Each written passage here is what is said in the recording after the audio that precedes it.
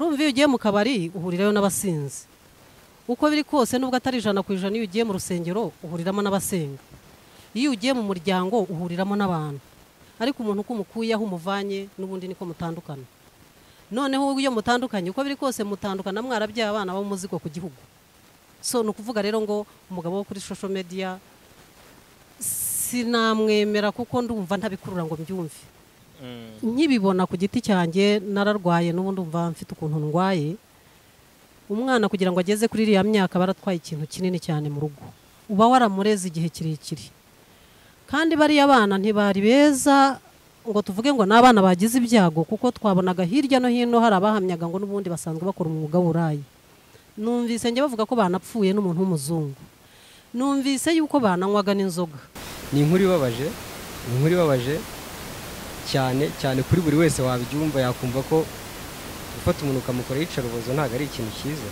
ni ikintu kibabaje so icyakurikiraho bure niyo amahirwe nuko bafashwe kugororwa birashoboka ntago nge igisubizo natanga ntago ari uguhita wihutira kubahana kuko urumva ko nabo ubwabo biyemerera ko babikoze atari bazima bumvaga ari nko kwihorera ariko uko kwihorera mu buryo bubi bitewe nuko nabo kugira ngo bihorere babanje kwidroga ko wabonaga niba bikora bakiri bazima batari kubona izo mbaraga. ZOOM TV24. Yes, reka twongere tubasuhuze inshuti bakunzi ba ZOOM TV tubifuriza amahoro y'Imana aho muherereye hose ndetse tubibutsa gukomeza kudushyigikira mukora subscribe kugira ngo ibiganiro byacu bikomeze bibagereho umunsi ku munsi. Nkuko mubona imbere ya kamera zacu turi kumwe n'abatumirwa n'abavandimwe ndetse n'ababyeyi. Mbere yuko twinjira mu kiganiro cyiza tugiye gukorana reka ntangire mbaha ikaze. Murakoze cyane. Amakuru y'iminsi. Amakuru ni meza. Yego reka mutangire mutwibwira kugira abakurikiye ikiganiro cyacu bibashe kwisanga mu kiganiro. Nge muri kumwe none nitwa Mugisha Pascal, ndi umusore, nkaba ndi n'umukozi wa leta mu kigo gitegura amasoko ya leta. Murakoze. Yego. Murakoze. Ngewe nitwa Mme Immaculate, ndi umubyeyi nkuko wavuze ngo turi kumwe n'ababyeyi. Ndi umukozi nanjye w'ikigo gishinzwe gutunganya amasoko ya leta. Yego. Yego murakoze cyane. Kinshimishije nuko tugiye kuganira n'ababyeyi babiri ku mpande zombi, umubyeyi w'umumama n'umubyeyi w'umugabo. Insanganyamatsiko tugiye kuganiraho tugiye kuganira ku biyobyabwenge nkuko abantu benshi babizi ibiyobyabwenge ni ikibazo kibasiye cyane cyane urubyiruko. Usibye no mu Rwanda ni ikibazo kiri ku isi hose, akaba ari ikibazo na leta yahagurukiye ariko by'umwihariko na societe nyarwanda cyangwa n'abantu tugomba gushyiraho akacu mu kurwanya icyo kibazo. Akaba ari insanganyamatsiko tugiye kuganiraho, tugiye kuganira ku ngaruka ziterwa n'ibiyobyabwenge no kureba neza niba umuntu ashobora kubivamo bikarangira burundu. Akaba ariyo mpamvu tubahaye ikaze ngo icyo kiganiro mudutangire mutubwire uko mubona ibiyobyabwenge bihagaze, uko mubona ingamba zafatwa zo kubyirinda ndetse munatubwire niba koko bishobora umuntu ashobora kubivamo. Murakoze. Uko natangiye mbivuga ngenda umusore ntago ndubaka. Aho nagira ngo makosoreho gatoya. Yego. Waravuze ko twese turi ino y'umubyeyi turi kumwe ariko nye ntago ndaho umubyeyi. Murakoze. Reka nangire gato mvuge se nusobanura icyo bita ibiyobyabwenge ubundi ni iki mu rubyiruko. Mu buzima bwa buri munsi tubana n'urubyiruko, nanjye ndi urubyiruko. Reka nangire mvuga ni ibiyobyabwenge ni iki. Kuri uyu munsi wa none ibiyobyabwenge bigaragara ko ari ikintu kibi cyane cyane ku buzima bw'umuntu. Ariho nahera nakibanda. Kamfate nk'urugero rw'ibiyobyabwenge dukunda kubona hanze. Hari bizwi izo twita ngo ni za heroine, izo za cocaine, urumogi, ni byinshi cyane ari byo bitera mu mubiri, imiti, nibyo byose ni ibiyobyabwenge. Hari n'ibyo tutari twabona nk'ibiyobyabwenge ariko tuzi ko ari nk'ibiyobyabwenge. Social media zishobora gufata umuntu ubwenge bukagenda burundu, ugasanga yabaye imbata ya social media bigatuma hari akandi kazi yakabaye akora ariko atagakora kubera iki bimutwarira umwanya munini mu byo yakabaye akora. Ibyo rero ugasanga byo byamutwaye igihe kinini bikaba ikiyobyabwenge kuri we. Ni muri urwo rwego rero turi hano kugira ngo dukangurire abantu bamenye gukoresha igihe kugira ngo bimwe muri byo bigere bireka kuba ibiyobyabwenge. Murakoze. Murakoze cyane, nanjye mwunganiye. Ndamurusha imyaka, ntabwo ibiyobyabwenge bibayeho kuri ubu, ariko nuko kuri iki gihe ubona yuko bifite umuvuduko. Hari ibiyobyabwenge leta izi ndetse biri muri gazeti, ariko hari ibindi tubona nk'ibiyobyabwenge turi n'ababyeyi. Wenda batureba hanze, urubyiruko bazabyihanganira ntibabizi, ariko n'ibiyobyabwenge. Avuze social media. Social media hariho amafoto y'abantu bambaye ubusa, hariho abantu biyahura, umuntu yareba ukuntu umuntu yishyize mu kagozi gutya akabona ibintu byoroshye akagenda akiyahura. Hariho umuntu ubona ukuntu abantu babanye bagakora divorce akabona ni fiyeri, ibyo nabyo akabyirukankiramo. Nanone hari ukuntu kuri social media ikintu bita addicted mu Cyongereza, ubona mbega ariko kazi. Niko kazi yarebye ajya kureba porno, niko kazi yarebye ajya kureba ibyo ngibyo. Ntitwavuze ngo social media ni mbi, ariko biragoye ko umuntu abasha kwicagurira. Ni byiza no kumenya ngo urayikoresha iki, urajya kureba aho iki. Hariho ibintu by'ubwenge byinshi niho tubivana, ariko nanone hariho n'ibindi bintu umuntu atagombye guhereza umwanya we kugira ngo abeho. Kandi iyo tujya kuvuga ibiyobyabwenge tubiva mu kuyoba. Nk'ubu duhagaze ku mujyi wa Kigali, yabangiye nka Kacyiru, nkagenda ukandangira kuri keke inzu iyi n'iyi, ngiye nkaboneza inyamirambo. Iyo hari unyobeje watumye nyoba, ngaruka numva ndakaye. Bishaka kuvuga ngo n'uwakuyobeje nawe abakugiriye nabi. Ibyo biyobyabwenge byamaze kuvuga rero, ngewe niboneye ibindi nk'umuntu mukuru. Hanze aha hari ikiyobyabwenge cyitwa irari. Umwana w'umukobwa arabona umuntu utwaye imodoka, wenda n'uwo kwa minisitiri barayimuguriye, wenda n'uwo ku mucuruzi runaka yarayimuguriye, byibuze nawe akumva yigenda amataza hayikuye. Ni ukuvuga ngo kera baratubwiraga ngo izibika zari amagi, ntabwo bari abantu baba barabaye abakire batarakennye cyangwa se batarashyizemo imbaraga, wowe ntutekereze ejo hazaza, ahubwo ukumva yuko umuntu ukubwiye ngo uri mwiza yagira sida, yagira indi ndwara, yabikorera ubugome, yaba ariko yitereye, yaba ari ukukwangiza, ari ukugutesha agaciro, ka kamodoka ukagafata ukagatwara ntaho wayiguze, ukayitwara nta kindi kintu wishingikirijeho, ariko byibuze akakuvana muri hoteli akujyana muri hoteli. Ntazakugira umugore ngo nibura wabikoreye yuko ushobora no kuba muri urwo rugo. Ntuzagira ikindi wikorera kuko ufite ya modoka ya wa muntu buri kanya araguhamagara, haragutwara hariya. Mbega nuvuga ngo ujya kuri vora ugatwara imodoka, wa muntu nawe akagutwara nk'utwara imodoka. Bishaka kuvuga ngo iyo ndeba nk'urubyiruko cyerekezo cyawe ndakibura, numva birantera agahinda. Numva ngewe rero irari ry'ibintu, irari ry'ubutunzi. Kera abakobwa nabo babwiraga ngo uteye neza uri mwiza, bakamushukisha ibyo, ariko ndabona n'abahungu babikoze. Ndahura n'abahungu babaye abakobwa. Ntabwo rero wavuga ngo uriya muntu afite ubwenge, bo bwarayobye, kuko butayobye yabavuga ngo ejo nzubaka mba umugabo nk'uko data yarameze, nk'uko sogokuru yarameze, arinde gakondo y'iwabo. Ni ugushaka kuvuga rero ngo irari naryo ry'ubutunzi ryarangije kuba mu rubyiruko ikiyobyabwenge, biteye agahinda. Hari ikindi kintu mbona nanone nk'ikiyobyabwenge. Abantu natwe turi ibiyobyabwenge gute? Ni ukuvuga ngo umuntu wenyine ku giti cye nawe ni ikiyobyabwenge. Wireba ibintu wa mwana we mutoya, wireba ibintu wa muntu we tuvuga ngo niwe maboko y'ejo y'igihugu, niwe muryango w'ejo, ngo urangarire ibintu. Banza urebe ngo uravaho urajya he. Mwagiriwe ubuntu, kuri iki gihe basigaye bigisha. Leta yashyizeho porogaramu yo kwigisha, yashyizeho iyo gufasha urubyiruko, barabakangurira uko bwije uko bukeye, barababwira ko muri imbaraga z'igihugu, ariko ntabwo urubyiruko rubibona. Rero ngi ibiyobyabwenge nuko niko mbibona. Ndavuga ngo ni ikintu kikuvana mu nzira wakabaye urimo ukajya mu yindi idafite ikikumariye. Iyo ubivuze rero abana bakubwira ngo iki gihe ngo ni iby'iki gihe turi abasirimu, ni igihe baravuga ngo niyo age, babivuga ngo iki, niyo age tugezemo, ni vision, ni viziyo. Ariko natwe kera babayeho, abubu bahoraho. Natwe igihe cyacu kera hari abashukikaga. Natwe kera ibiyobyabwenge byahozeho. hari nk'ikiyobyabwenge ngiye numva kintesha n'agaciro cyane nk'igiti cyabaye iwacu cyameze ahantu hose n'ihene ntikirya n'injangwe n'imbwa nta kintu kikirisha cyitwa rweziringa ariko ngo iyo ari izo mbuto akazihekenya gusa akapfa kuzimira ahita abona ubaye ikijangwe.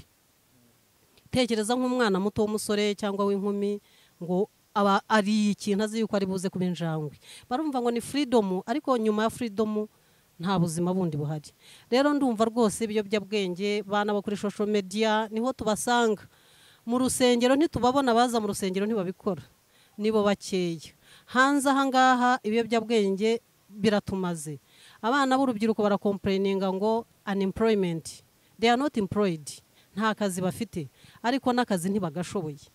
Ubona amafaranga yo kwirirwa kuri social media, ureba kuri YouTube abambaye ubusa, ibihugu byose uko bambara, ibihugu byose uko babigenza, ariko ntushobore kubona amafaranga basi yo watangiza umushinga. Nabyo nkumva birambabaje. Nanone nk'umuntu w'umubyeyi numva ikindi kintu kimbabaje ari ababyeyi bo mu kigero cyanjye b'abagabo, numvise ngo n'abadamu byabadutseho. Iyo ubonye nk'umukobwa w'inkumi w'umuntu ukumva wamuvutse ubwo buzima, iwawe mu rugo ntibimeze neza ariko ukamuha iyo modoka, iwawe ntibimeze neza ariko ukamugurira inzu ahantu, iwawe ntibimeze neza ukareba umusore wakanganye nk'umukwe wawe, ukareba umusore ungana nk'abasore bawe ukaba umwishingiyeho kandi wenda ufite n'abana bangana nkawe, uwo mwana uba umwishe. Uwo mwana uba umwishe. Sinshyiraho amategeko, ariko nubwo bavuga ngo agejeje imyaka, ariko bakwiye kongera akaduhindurira umuco, tukongera tukagira izindi kirazira ziyongera mu mategeko. Byibuze umuntu ungana nkanjye wafashe umwana w'imyaka 20 n'indi, kuko ndi hejuru ndakabakaba 50, uri mu cya kabiri cyanjye, hagombye kubaho n'itegeko ringaya nibura nkabihanirwa. Ndumva mu Immaculate ntaguciye mu ijambo, rero reka tusubiye inyuma gato yatwinjiye muri ibyo biyobyabwenge umaze kuvuga. Turakomeza ikiganiro, ariko hari icyo uvuze cya social media, ariko aba ari cyo mperaho. Muragira muti social media ni ikiyobyabwenge gikomeye kandi murabihurizaho. Ese ko turi mu bihe by'ikoranabuhanga riri gukataza cyane abantu, amakuru niho bayasanga kuri social media, mubona mwebwe ari gute social media igomba gukoreshwa ku buryo itaba ikiyobyabwenge, kandi koko mutirengagije ko social media ari ikintu gikenewe cyane kandi ari ikintu kigezweho muri ibi bihe mu rwego rwo kugendana n'iterambere? Murakoze cyane. Uyu mwana w'umusore twazanye turakorana kandi no mu IT, ntabwo twaje turinjije tuyobewe yuko social media ifite akamaro no mu isi, kandi ntabwo tuvuze ngo isi nayo ibirangaza ntibihari, naho birahari. Nugera kuri social media uba uzi ufite program ujya kureba, nujya kuri social media uba ufite icyo ugiye gushaka. Niba tuvuge wenda ari Google ushaka ibintu bigendanye n'amasomo, na amasomo ugiye gushaka, niba ugiye kuri Google nangwa YouTube hari izindi nkuru ushaka, ugenda ushaka izo nkuru. Ariko we interested muri prono nizo twavuze, wiba interested mu banywa ibiyobyabwenge, wiba interested muri ariya mafoto y'abantu bambaye ubusa, nta kintu amaze. Nibyo byose birangaza, niko twavuze. Ariko kubera ko abana bacu iterambere ryabajyanye ku rubuga, ku mbuga nkoranyambaga, nicyo gituma navuze ngo nayo yabayobeje, igura amafaranga ariko akajya kugura ibidafite icyo bimaze. Nayo yaba nko kujya mu kabari, ni ukuvuga ngo isa nkaho yasimbuye akabari ukuntu bahura ku ifoto akamukwepa kandi yaratakaje igihe cye cyo kudetinga. Hariho ibintu byinshi bibi, ariko hariho n'ibindi bintu byinshi bidufitiye akamaro. Rero twavuze ngo buretse gato, twavuze ngo social media uko imeze ni picture real y'ibyo tubona hanze yayo, ariko kubera ko yiherereye hariya abe addicted, agakomeza nta umugira inama, akabona uwo wambaye ubusa agakomerezaho, akabona ukuntu ba dating agakomerezaho, akarangiza n'uwabonye atamushimye. Pascal, tukugaritseho ubona ukurikije ibyo Immaculate avuze, ntekereza ko muri murongo umwe cyane ko nawe ushyigikira ko social media ari ikiyobyabwenge. Hanyuma mubona biterwa n'iki ko abana aho kujya gukora ibikwiye kuri social media bajya gushaka bya bindi mwavuze by'ubusambanyi, bya bindi byose bidahwitse Immaculate amaze kugarukaho? Murakoze. Ubundi uko isi iremye, mbona ikibi ari cyo gikurura abantu kurusha icyiza. Byakabaye bihera mu miryango yacu, aho umwana atozwa gukora icyiza kurusha ikibi. Social media uyu munsi ntabwo twakabaye tuvuga nk'ikiyobyabwenge iramutse ikoreshwa neza, kuko ifite byinshi ikora kandi byiza by'ingirakamaro. Kuko social media uyu munsi wa none hari abayikorera amafaranga, hari abayikora advertisement, kandi abo bose bakinjiza.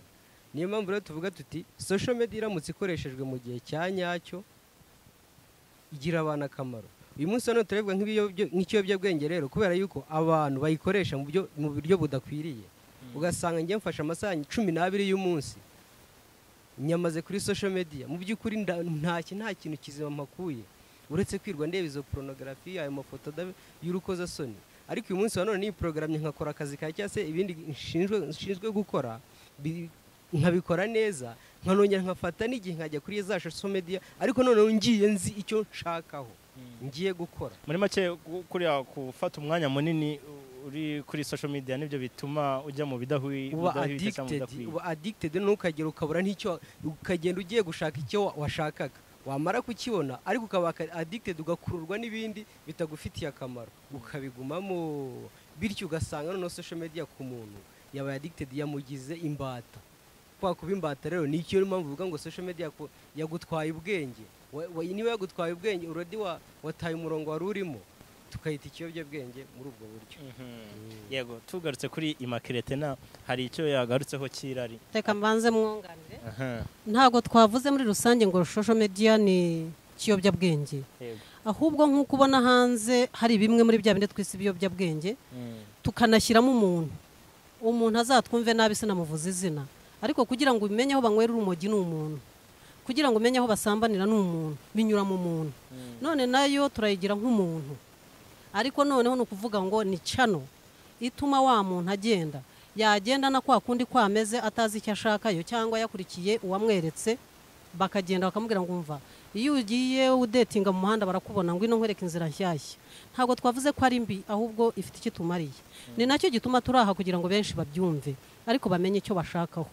Menye icyo ushakaho wa mwana we. Urashakaho ubwenge mu ishuri, urashakaho amafaranga ko ahari, urashakaho inama ko zihari nazo, urashakaho ubuhamya ko buhari, urashakaho inyigisho ko zihari, cyangwa urashaka amafoto. Urumva hari abajyanwa n'ifoto agakomerezaho, kuko n'undi nawe wayobye yamubwiye ngo niho nakuye umugabo, wenda hakuye nk'umugabo w'umuzungu niwe agendana nawe birirwa bagira batyo, wenda hakuye n'undi mugabo umeze ukuntu, kwa abagabo niba bafite amafaranga. Ubundi abagore tugira ubuntu bukeya, sinzi yuko bapfa kuguha ayo mafaranga. None hakamubwira ati ndavuganye n'umuntu wenda no mu Nigeria, ni ubu turagenda Dubai hehe, undi nawe ati ndangira, wajya kubona ukabona abana barononekaye. Nicyo gituma ubona ibiyobyabwenge bimaze gufata intera, birafata abana tubona bize. Ikibabaje nuko atarinjije abo bana. Niba abana bize, niba abana b'abasirimu, niba abana uriya batakabikoze, niba abana uvuga ngo ni wabo babatanzeho igihe, babatangaho ubutunzi bariga, ariko arangije acanuringa hehe muri za prono, areba ibyiza, ashakira abagabo kuri interneti, nabo ntibabane. Noneho arangiza nawe yataye ubwenge kuko atagaruka mu buzima. Noneho ikigarutse n'iki rero nuko yabonye wataye ubwenge kuriya yishyira mu kagozi, naho kishyira mu mugozi akaba arapfuye, mbega ukabona ubuzima bwe burangiriye ku rupfu. Hanyuma kuri icyo cyo kuba umuntu ashobora gushakira umugabo cyangwa umukunzi kuri social media, ni kese ziriho cyane kandi hari ababashakiraho koko bagahirwa. Icyo cyo mwakivugaho iki, cyangwa icyo cyo murakize ko hari abantu bashaka guhurira kuri social media bakabana kandi bikagenda neza? Ntago mbyemera. Uzi ukuntu ntabyemera? Igituma ubona divorce hanze hazabaye izindi nuko bahuye gutyo. Urumva iyo ugiye mu kabari uhurirayo n'abasinzi, uko biri kose nubwo atari 100% iyo ugiye mu rusengero uhuriramo n'abasenga, iyo ugiye mu muryango uhuriramo n'abantu, ariko umuntu uko umukuyeho umuvanye n'ubundi niko mutandukana. Noneho iyo mutandukanye uko biri kose mutandukana mwarabyaye abana b'umuzigo ku gihugu. So nukuvuga rero ngo umugabo wo kuri social media sinamwemera kuko ndumva ntabikurura ngo mbyumve. Wagombye kuvuga ngo ngewe nabyaye abana, wajuje kureba iwanjye abana, wanabagaye kuko turi abasinzi, wanabagaye kuko turi abajura, sibyo? Ushaka ntagapfa gushaka gusa agira ibyo ashaka. Iyo ushatse umuntu rero mukuye nkaho kuri interneti, usanga ari bya bindi nyine mukora contract mukaba muratandukanye. Kandi contract mu Rwanda ho nge ndabona yabananiye, kuko ibyo ari byo byose bakoze contract bakayisesa bashoboye gutunga abana babo. None muri iki gihugu iyo batandukanye abana barahagwa.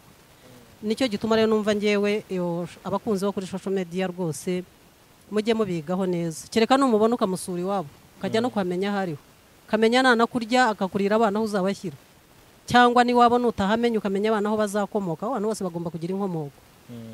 Hanyuma Pascal, ni gute iki irari nk'uko mwakomeje kubigarukaho ni gute irari rishobora kuba ikiyobyabwenge ese umuntu yabyirinda gute yakirinda irari gute kugira ngo icyo kiyobyabwenge kitaba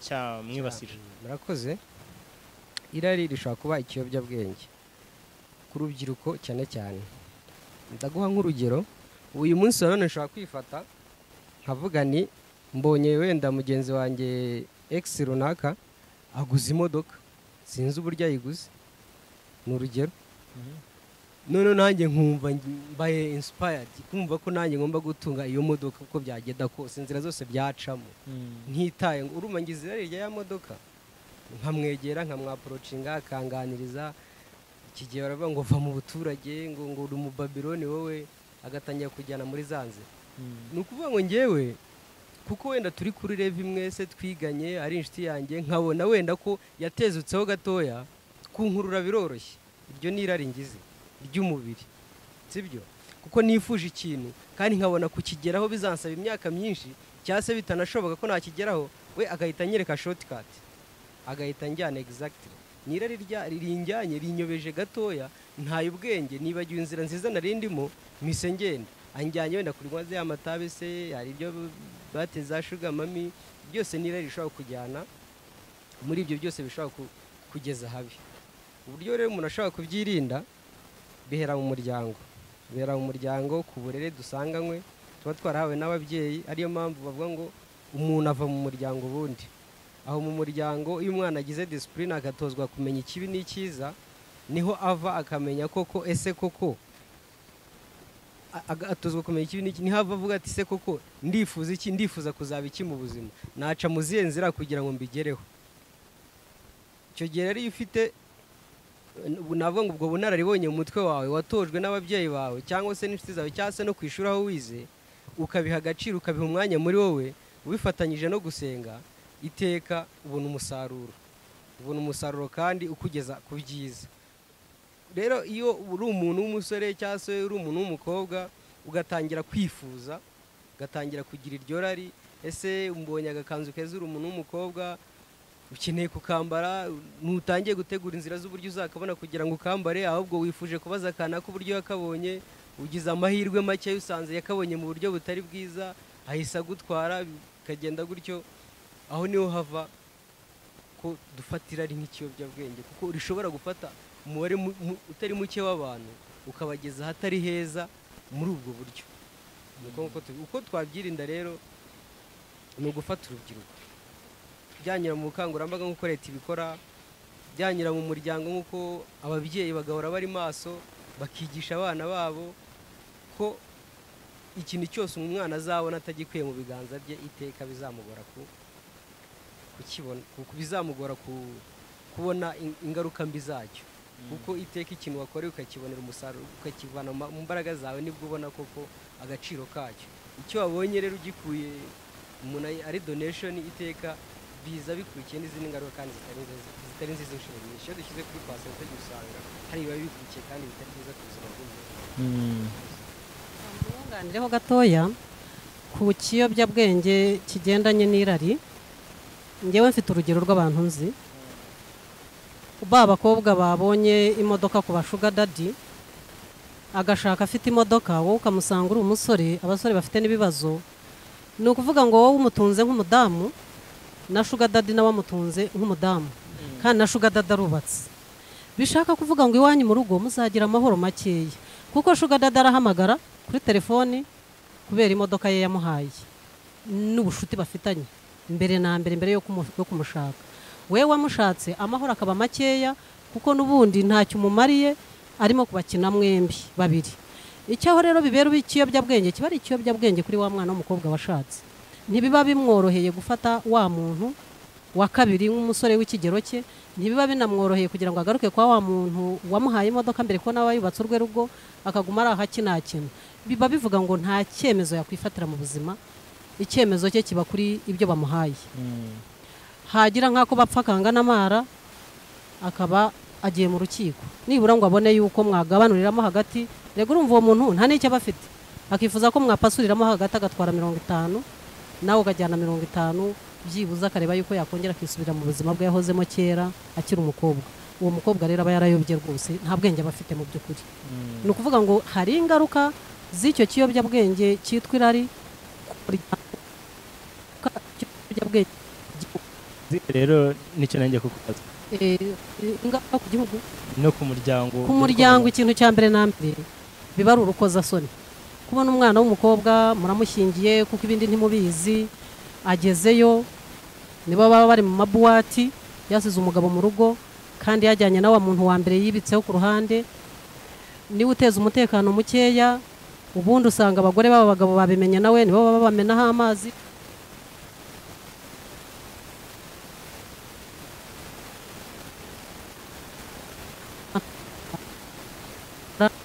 Yuko ubwenge buranayobye.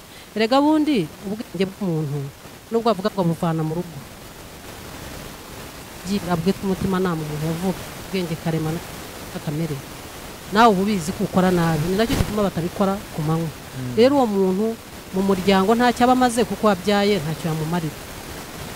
Wiye atagize icyamumarira akamushyira abakecuru bamuruhiye bamwigisha kugera aho ahandi hageze kuri rwa rwego, basubira inyuma kurera uwabyaye.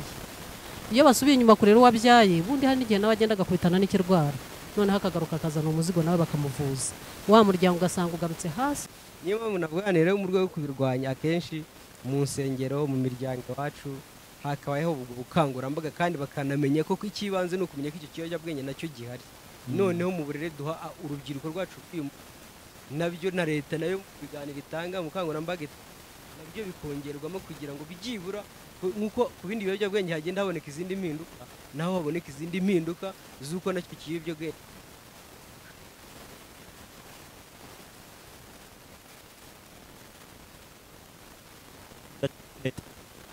ingamba zikakaye guhashya ibiyobyabwenge, ufatanywe ibiyobyabwenge abikoresha n'abicuruza n'abikwirakwiza ni imyaka 25 niba ntibeshye, niba atari burundu ni hafi aho ngaho. Urumva ni igihano gikakaye. Nk'ibi biyobyabwenge ibiyobyabwenge byombi mugaragaje kimwe n'ibindi muzagenda mutugaragariza, mwumva nk'ingamba zafatwa ku buryo buri wese yagomba kuzimenya ari nk'izihe, bitewe n'uko mwebwe iki kiyobyabwenge mubona kiri koreka imbaga nyarwanda? Narakoze. Njyewe ntago navuga ngo leta ntiyashyizeho imbaraga, ariko hari ikintu cyitwa behavior, amarangamutima. Ni amarangamutima cyangwa ingengabitekerezo. Imyitwarire y'umuntu. Oya, it's behavior. Imyitwarire. Kiragoye kugira ngo umuntu amenye ngo uriya muntu nubwo tumureba hariya arabikora, ariko bigira ingaruka. Ingaruka zabyo nkuko ubona bazanye ngo coronavirus yaje iwacu mu biro, tukaba dufite akantu tukaraba twinjira, abantu bose bakaraba mu rusengero. Ndumva habaho izindi mbaraga niba abantu bagakurikirana bakareba. Hari nk'umwana w'abasore bari bavuye mu kabari, niko numvise, inzoga bazimaze kandi ari ku manywa, baragenda bafata umuntu baramuhohotera, mwambura amafaranga. Kubw'amahirwe ntiyapfuye, ariko ziriya ni ingaruka z'ibiyobyabwenge. Iyo bavuze ngo umwana w'imyaka 18 yemerewe kujya mu kabari, sinzi ukuntu tuzabigenza. N'urubyiruko bakarukangurira ngo byose turabyemererwa, ariko byose siko bitugirira umumaro. Numva rero babishyiraho bakayirwanya uko barwanya coronavirus. Iriya coronavirus yisha abantu, ariko kuko dutinya gupfa tukavaho, ntago twumva ko no gupfa duhagaze ari bibi. Rwose abana bapfuye bahagaze, umubare munini w'abana kandi mwinshi. Noneho abana barimo kubyara abana iwabo badashoboye kurera, n'abababyara badashoboye kubarera. Ntago wambwira ukuntu umwana w'imyaka 19 abyara 17 ngo umbwire yuko azarira. Ntago wambwira ukuntu azava mu ishuri atari buze no gutunga wa mwana. Rega hane gihe uvuze ngo uwamumubyariye namurere, hane gihe usanga yarabyariye nk'abakobwa 5, ubwo uwo mwana w'umuhungu yabarera nawe ntiyabarera. Bishaka kuvuga ngo ni indwara abahungu n'abakobwa barwaye b'urubyiruko. Wenda nk'umubyeyi we wabikoze ari umuntu wubatse, uwo bamumuhambira hakamurerana nabe akikorera uwo muzigo, ariko hariho n'igihe usanga uwabikoze n'uwo babikoranye no kurera izo nshingano batazishoboye. Bishaka kuvuga ngo nukongera kuvuga byibura tugashyira nko ku kigero cya coronavirus ko bagishyizeho, ndumva ari igezweho muri iki gihe. Ariko urabona ko abantu bose bamenye kugenda bakaraba ku ntoki. Umuntu iyo yinjiye mu nyubako nk'iriya areba aho bakarabira, abasekirite batikaraba. Ndumva buri muntu wese nko bashyiraho abasekirite, nibura no mu kabari no mu tubyiniro bakabafunga utubyiniro kare. Urumva bafunze akabyiniro kare hagabanyaka abasinda, bafunze akabari kare hagabanuka abasinda. Ndumva imbaraga nyinshi bazishyira aho urubyiruko rukunda guhurira, aho urubyiruko rukunda guhurira turahabona, ntago ari uko tutahabona, ntiturimo kubivuga ko tutabibona, turabibona, babimenye ko tuba tubareba. Ibintu basigaye bakora bikojeje isoni, ibintu basigaye bakora bataye umuco, kandi nibo bakabaye bagira imbaraga zo kubirinda, ariko noneho nibo bafite n'imbaraga zo kubikora cyane. Ibyo bintu kubera ko bivamo ubujura, niba bakoze bariba. Erega iyo umugabo yagiye akaguhereza iyo modoka, niyo twagumye tuvuga, hari n'igihe babaha n'inzu, iyo nzu iwanyu bakakubona uyibamo cyangwa ntibanabimenye. Erega hari n'igihe iwanyu batabimenye ukabikorera mu kigara ahantu, ukabikorera ahantu, ukisanga wabaye ushobora no kwica. Baranica, wari uzi ko bicana n'ubwabo hagati baricana. Bishaka kuvuga ngo niba mwarabonye Inyamirambo ejo icyahabereye, biriya bintu ni indengakamere. Abana bakuru bangana kuriya, ababyeyi babo baracyariho. Urumva umubyeyi afite ikibazo cy'uko umwana yakoze ibintu nka biriya avamo afite 50, ubwo se azavamo afite 50 abiki. Urumva ko ari ikibazo gikomeye. Niba yarafite amashuri yayacikirije, niba yarafite akazi yakavuyeho, natwe mu kazi turabafite batunanira bakakavamo pe, kandi wajya kureba ugasanga niko kare kamutunze. Urumva rero ikiyobyabwenge cyagombye guhindura iyindi sura yo kukirwanya. Ukibonye akakivuga, ahantu hose bakakivuga, mu rusengero akakivuga, maradiyo agafungura akivuga, social media mukadufasha. Hafi y'ibintu byinshi muvuga nibura mukavuga ku kiyobyabwenge. Niba mwemeranywa natwe yuko bigaragara yuko rwose ibiyobyabwenge umuco nyarwanda birawushenye. Hari icyo mukomeje ngo abana b'Inyamirambo nanjye neze ko nkibabazaho, sinibaza niba ari ibijyamakuru ari gutrendinga muri iyi minsi, byaba ari abana b'abakobwa bagera kuri 6 bafatanyije n'umusore bagahohotera mugenzi wabo bamwogosha imisatsi. Hari n'ibindi numva ngo banamwangije imyanya imwe mu myanya y'ibanga. Sinzi niba ari byo bavugagaho, biriya nabyo bifite aho bihuriye n'ibiyobyabwenge. Iriya kese yaba ari abana b'abakobwa, nk'umubyeyi hongeye kukubaza nk'umubyeyi wayakiriye gute? Ese wumva koko biramutse cya kibahamye bahabwa igihano kingana iki bitewe nuko wowe wakiriye kiriya kintu? Nakoze cyane, njyewe ntago ndibwirukire ku gihano. Nkibibona ku giti cyanjye nararwaye, n'ubundi umva mfite ukuntu ndwaye. Umwana kugira ngo ageze kuri iriya myaka baratwaye ikintu kinini cyane mu rugo, uba waramureze igihe kirekire. Kandi bariya abana ntibari beza ngo tuvuge ngo n'abana bagize ibyago, kuko twabonaga hirya no hino hari abahamyaga ngo n'ubundi basanzwe bakora umwuga w'uburayi. Numvise njye bavuga ko banapfuye n'umuntu w'umuzungu, numvise yuko bananywaga n'inzoga. Bishaka kuvuga ngo bariya abana ibintu bakoze n'iby'ubiyobyabwenge bikora ni ingaruka kuva nijoro kugera mu gitondo. Biriya byo bakoze ni ingaruka z'ibiyobyabwenge, ntago ari ukuvuga ngo ni ibyago bindi bagize, ntago ari ukuvuga ngo ni campaign yindi bagize. Ntago twumvise bamwambuye amafaranga, ntago bamuteze ngo bamwambura amafaranga, ariko icyo numvise cyo nuko bamurwaniraga umuntu w'umugabo umwe. Rero no kuvuga ngo iyo ubonamo n'uriya musore bafatanye nuko ari ikintu cyugarije urubyiruko, hari izindi nyungu z'ibiyobyabwenge bari bafite. Kandi numvise yuko bari abana biriya biyobyabwenge batera mu mitsi bigeze ku rwego rwaho usanga byashize bakavoma amaraso yabo nawe bakagutera, ubwo mbega nawe ugasindana nabo. Bishaka kuvuga ngo mvomye amaraso ya groupe ntaza yariyo, mvomye amaraso y'ubuzima batapimye, gusa nge nkurikiye cya kiyobyabwenge nanjye ngo bampereze tubashe gukora ibyo abantu badashobora gukora ari bazima, mbe dukora ibyo kiyobyabwenge kidukoresheje. Rero bari abana banteye agahinda, leta nayo ikwiye kugira agahinda. Ababyeyi bose imbigisha ko bafite agahinda, nta gihano nabafatira, ahubwo nge ndavuga ngo twavugije induru niba ari induru, niba twasakuza gute, byibuze biriya bikaba ari ryo herezo. Hanyuma se ubona badakwiye guhanwa kuva nta gihano wabafatira? Twebwe rero nk'abantu b'ababyeyi ntago navuga ngo bari abantu nabahana, ntago navuga ngo bari abantu nabareka, ariko bari abantu bashyirwa ahantu bakwiye kubanza bakanavurwa.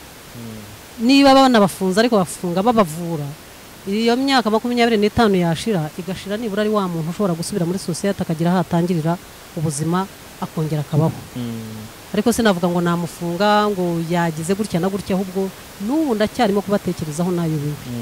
Mfite agahinda. Mme Immaculate ufite agahinda nibyo koko, kandi biteye agahinda. Hari imvugo nabyo nshobora gusanisha n'ibyo bibitera. Neje niyagarukagaho cyane mu rukiko ndi mu rubanza rwa bari abakobwa, imvugo yitwa ngo Slay Queen. Iyo mvugo wawizi cyangwa n'ubwa mbere yumvishe? Ayonse. Slay Queen ntabwo azi, numva baravuga ngo ni Slay Queen bari abakobwa ko byose kose ni nk'abakobwa bicuruza mu bundi buryo, abakobwa bita ko ari beza kandi koko bibona ko bafite uburanga bakicuruza mu buryo bundi atari bwo kujya ku muhanda.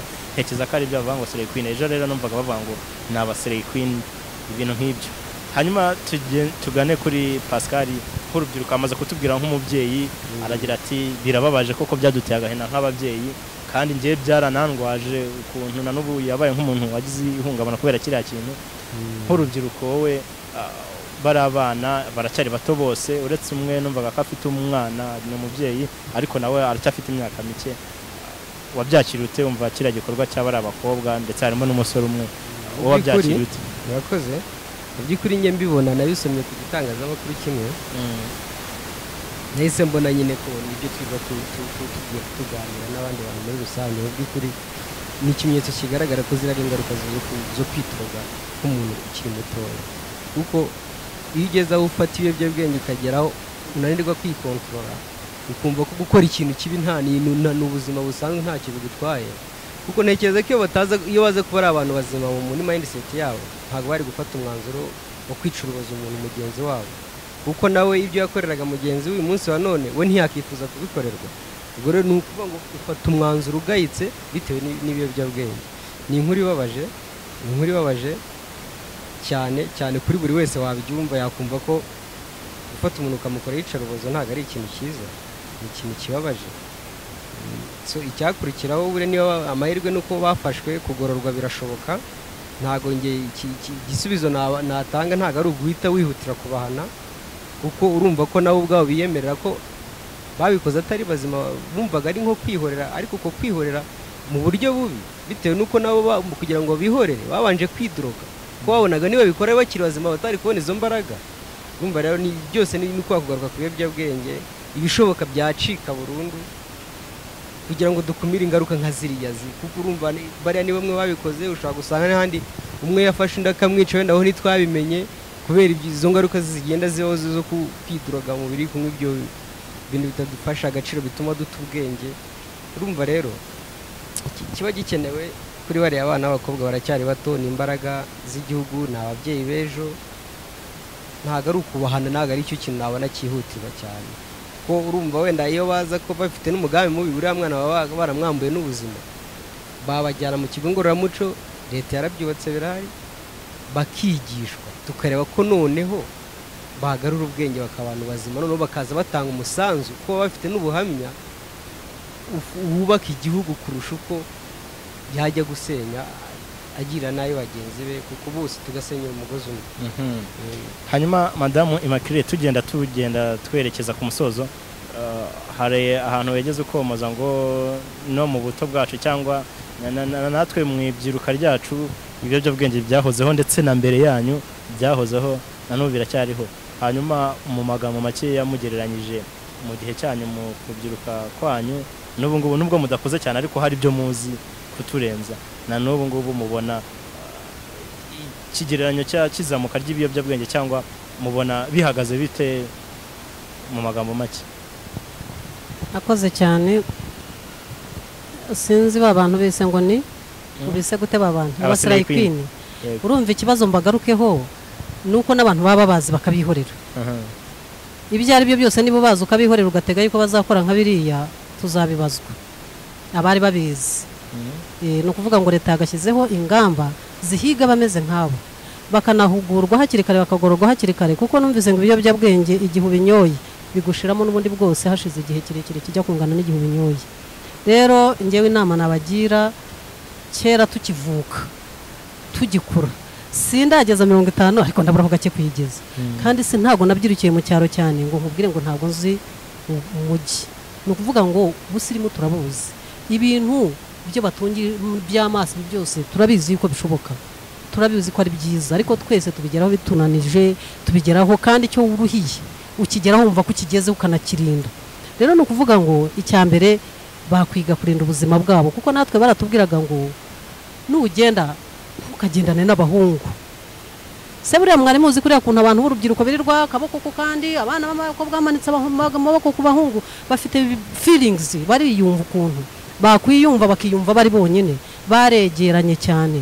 Ni ukuvuga ngo abana b'abakobwa babaye nk'uko twabayeho ugahereza abantu distance, uko biri kose bibaye umukobwa y'inkumi ubizi kuzashaka, ariko mu gushaka kwawe ubu uzahitamo abazaza, uzahitamo niba uri umwana w'umuhungu ubuzi kuzashaka, ariko mu gushaka kwawe ubuzi uzahitamo uko azaba ameze. Ariko bose wagiye uhoberana nabo, ukururana nabo, mucaha n'ubundi bwose biragoye.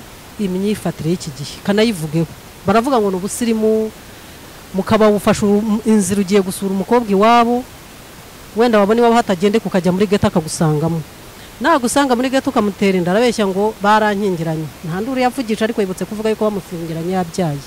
Bishaka kuvuga ngo n'uburyo bitwaramo sibwo twitwaragamo. Twabaga tubizi ko umwana w'umukobwa yirinda, akirinda. Kanana bivuge ngo ikibazo cyane cyane kiri ku bakobwa. Niba mfite amafaranga miliyoni hano, ntago ngenda nyagize gutya kuko nzi ko bakuyemo abantu hara miliyoni. Nawe niba yumva kuba ari umukobwa ari agaciro, nabirindi. Numva ariyo nama nabagira, ntacyo leta itavuze. Ku giti cy'umuntu nibirinde.